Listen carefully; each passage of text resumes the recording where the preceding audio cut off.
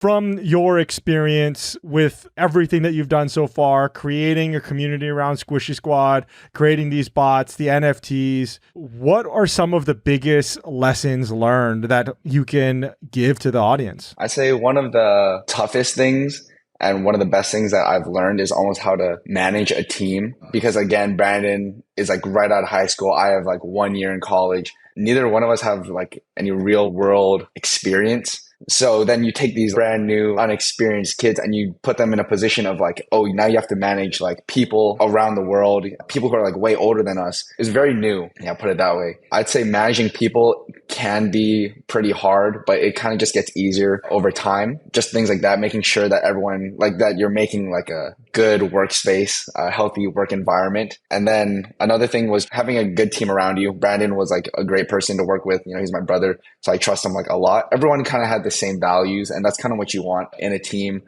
So I'd say definitely like managing people, having the right people around you is probably the most important part of business and running your own project or company. To add on to that, some big lessons that we learned. The first one, I think, which is probably the biggest one, I think a lot of the audience could maybe relate to, is you got to kind of try, whether it's maybe diving into NFTs, maybe it's starting your own business, whatever it is, you got to kind of get out there and just do the action. I think for me, a lot of my life, I was in this analysis paralysis phase where I would have to analyze everything and the conditions had to be perfect for me to, actually execute it. But it was a big jump for me to just start a YouTube channel, start posting YouTube videos for someone who's never done it before, try make money or try start a business in the up and coming Web3 space. And no, things weren't perfect. I wish I could have done things differently, whether it's, relationships, whether it's how I handled specific situations, whether it's selling that $20,000 JPEG for a profit. You don't learn those lessons if you don't